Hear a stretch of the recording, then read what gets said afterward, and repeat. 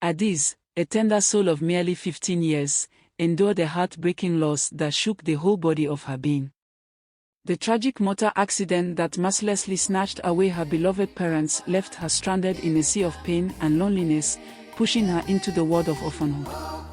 In the midst of this misery, a gleam of hope appeared in the form of her aunt, Victoria, the almighty Madame Gold, famous for her flourishing restaurant business in the bustling streets of Choba, Port Harcourt.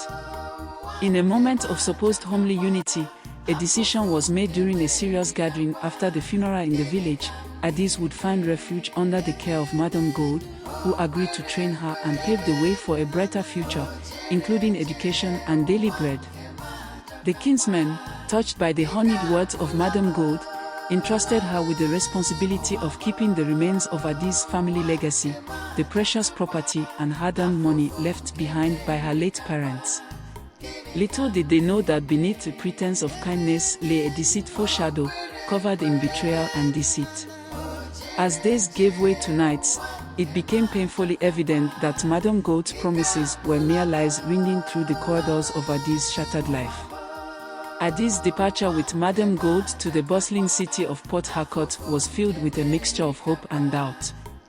She held to the belief that this move would bring about a better life, one where she could finally resume her education and perhaps even find a mother figure in Madame Gold. However, her rosy expectations were shattered when Madame Gold's true colors were revealed. The morning she was suddenly awakened by the sharp burn of a cane and the harsh command to accompany Madame Gold to the restaurant marked the beginning of a nightmare Addis never saw coming. As Addis stood there in shock, the reality of her situation sank in like a heavy weight in her chest. The figure she once looked up to, the woman her late parents had trusted and treated as family, had now turned into a wicked boss lady, treating her not as a daughter figure, but as a mere slave. Speechless and shocked, Addis went inside to prepare as she followed Madame Gold to the restaurant, a place where Addis' once hopeful journey would take a dark and unexpected turn. As they arrived at the restaurant, Addis was immediately put to work serving tables and cleaning up after customers.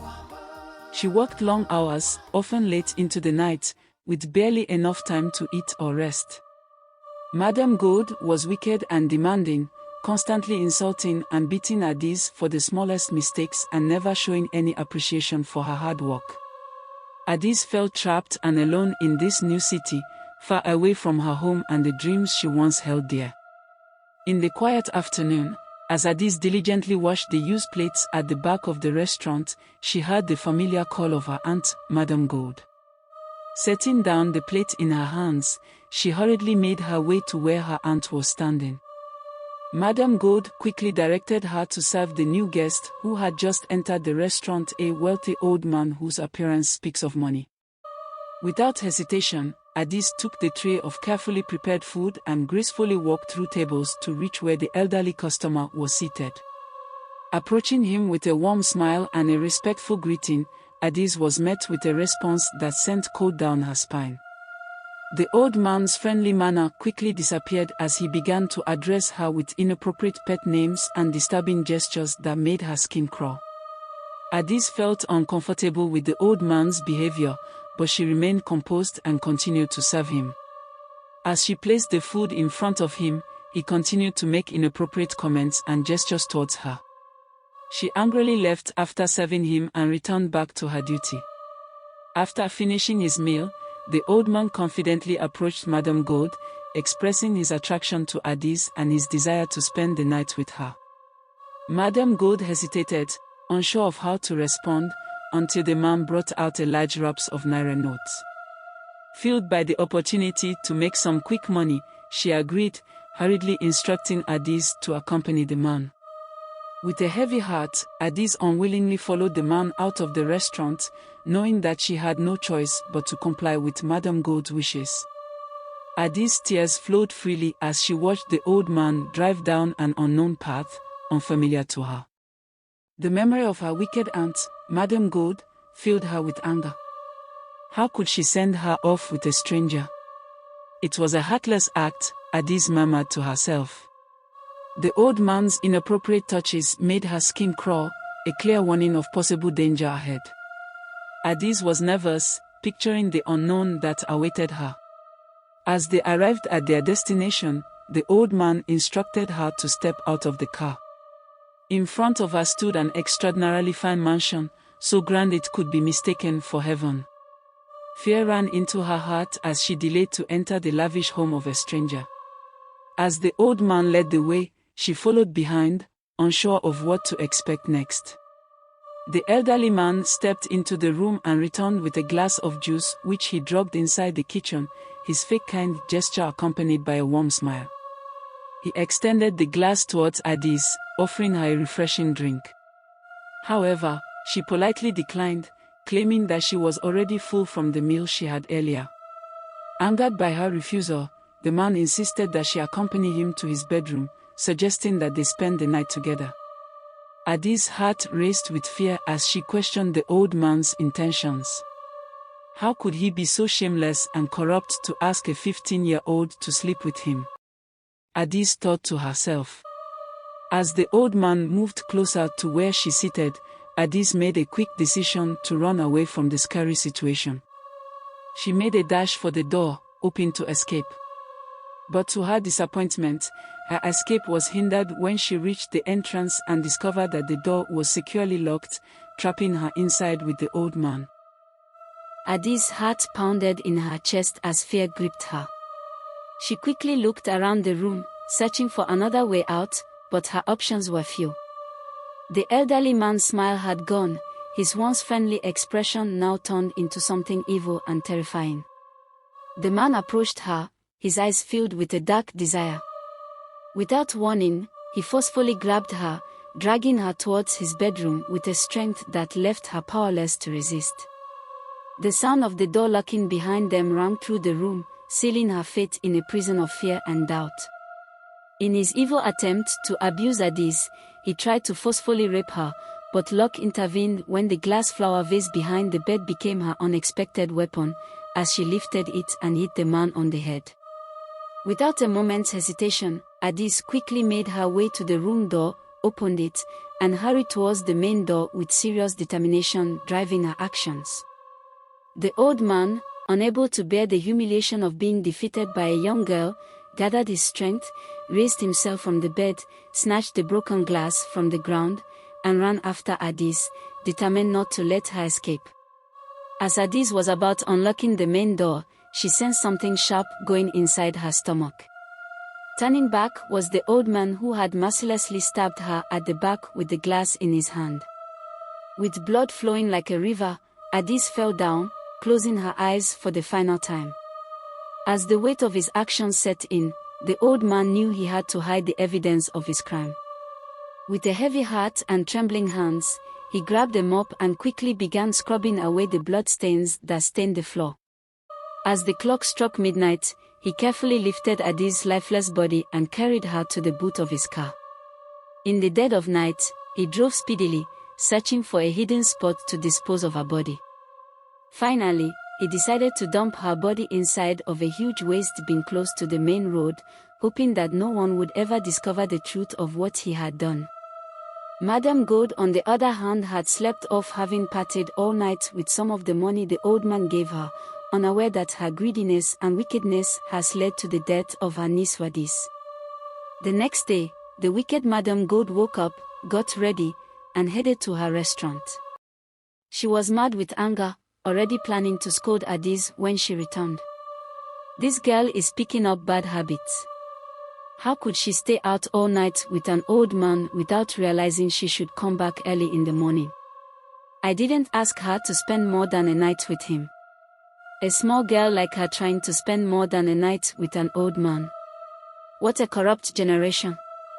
The man himself will pay me extra when he drops her off today. Does she think I'm going to clean up after her, wash the dishes, and sweep the place?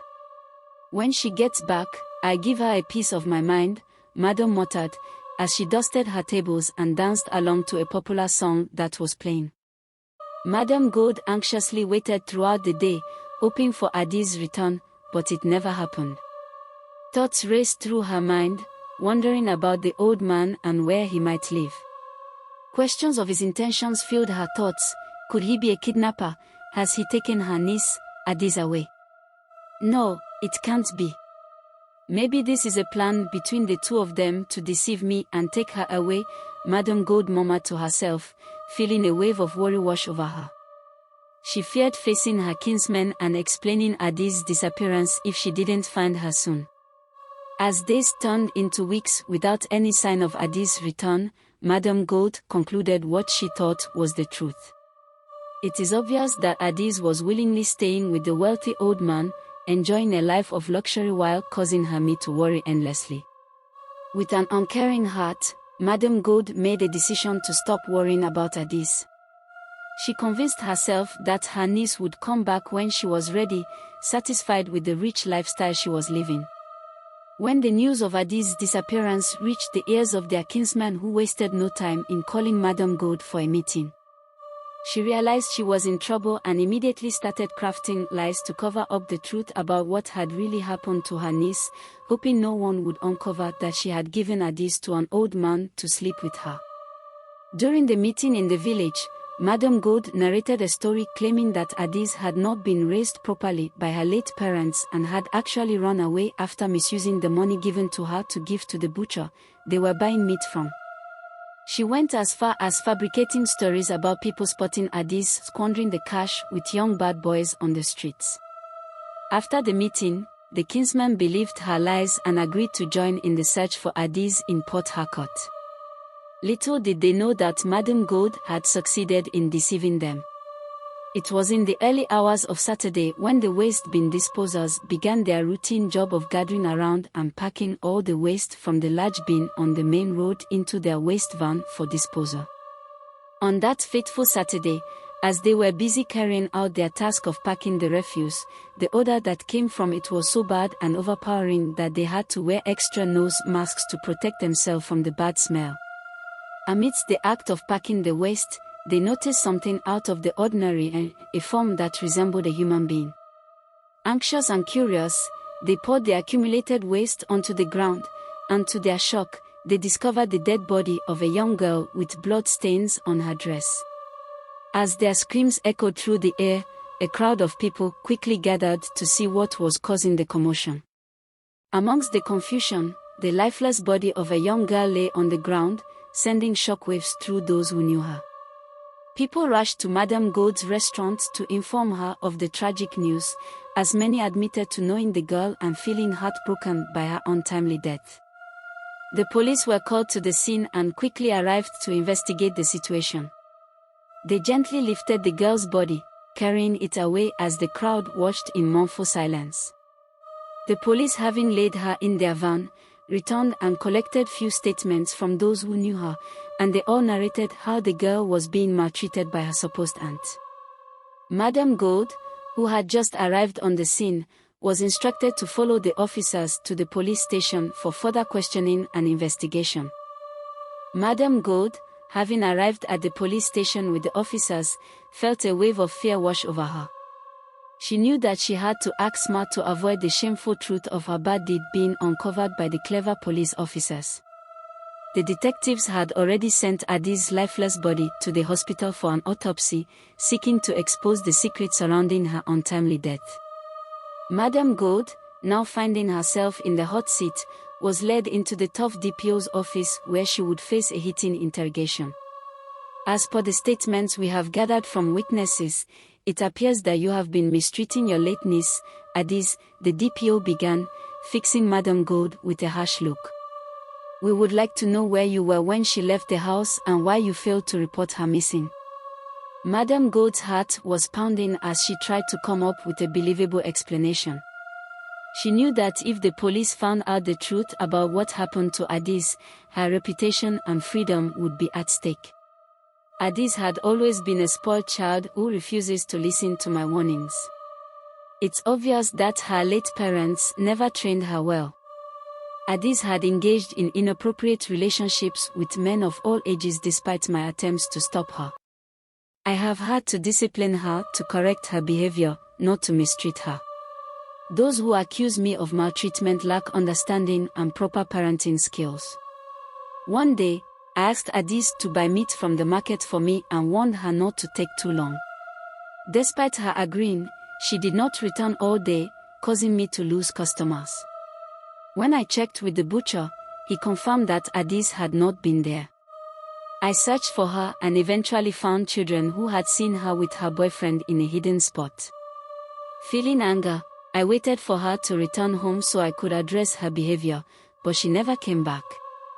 I informed our relatives, and we have been searching for her since. Sadly, Mrs. Gold confidently told the police these lies, portraying them as the truth. Upon hearing Madame Gold's fabricated story, the police officers made the decision to release her. They instructed her to return home and assured her that they would contact her if further questioning was required. As Madame Gold left the police station, a sense of relief washed over her, and she couldn't help but feel a glimmer of happiness within. However, during her journey home, she couldn't shake off the feeling of fear, realizing that her lies might eventually be exposed. Could it be that the man was a ritualist? Did he use Addis for money ritual?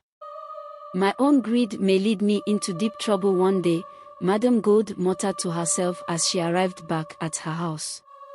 On the other side of town, the old man was held by confusion and restlessness. The weight of his evil deed pressed heavily on his conscience, never allowing him a moment of peace. The news of a young girl's lifeless body discovered in a waste bin had been showcased in different television news channels, and the old man knew all too well the dark truth behind it.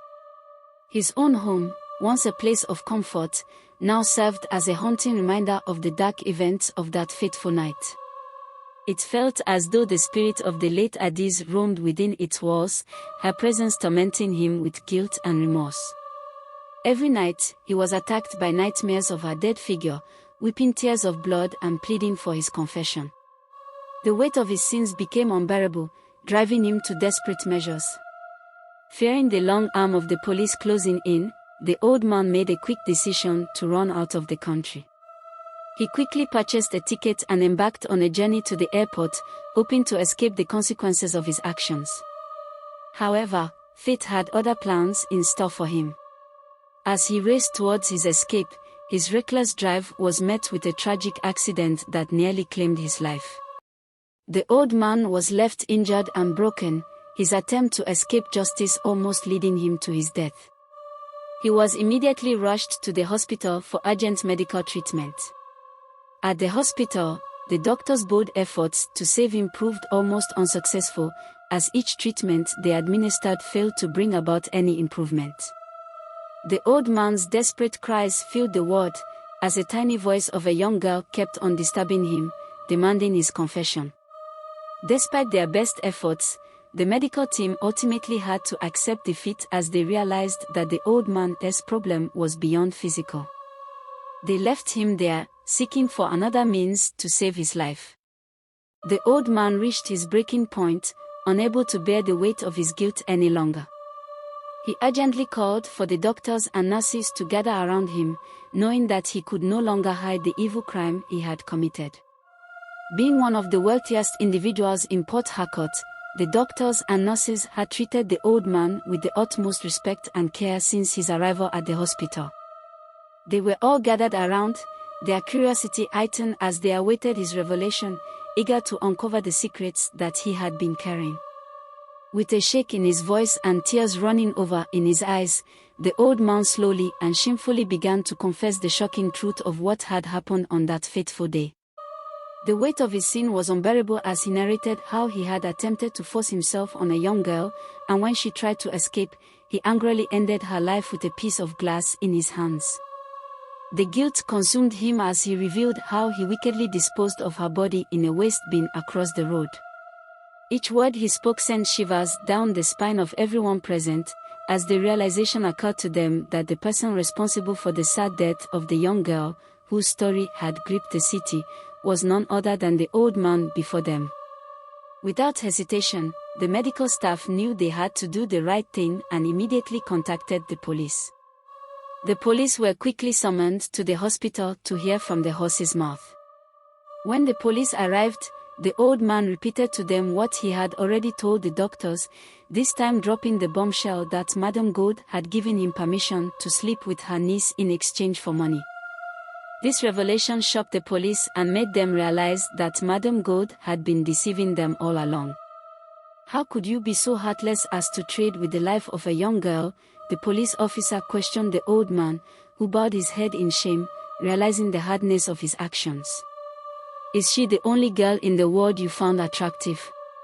Why didn't you seek out a prostitute instead of ruining the life of an innocent girl? The DPO ordered the doctors to treat the old man before he could be arrested, but as he closed his eyes, the old man took his final breath and passed away, leaving a sense of justice in the air.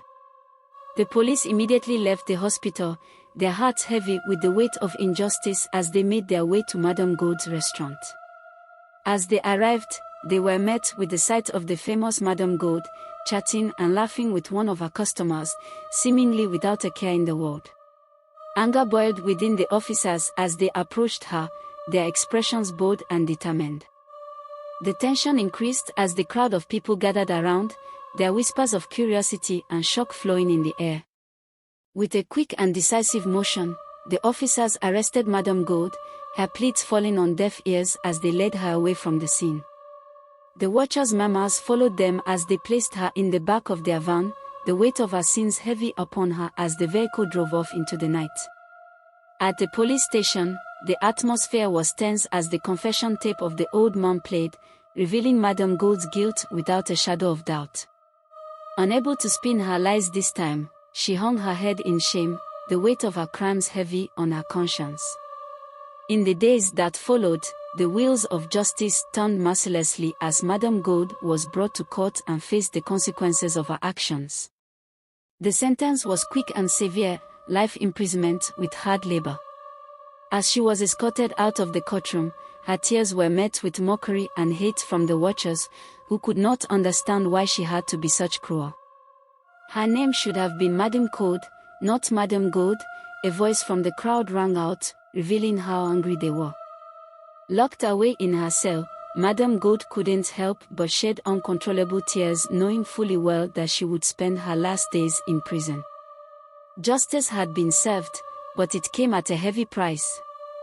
The people who had witnessed Adi's suffering now realized the importance of standing up against injustice, of speaking out when they saw wrongdoing. The tragedy could have been avoided if only they had intervened, if only they had shown compassion to the little girl who had been a victim of Madame Gaude's wickedness. Adis was laid to rest with honor, and a statue in her likeness was crafted and positioned at the four corners of the city, serving as a sad reminder of the hardships she endured and encouraging people to speak up against any form of mistreatment they witness. Though Adis died, her memories would forever remain in our heart. Thank you for watching. If you love this story, don't forget to subscribe, like and comment for more interesting stories like this. Bye. See you in another story.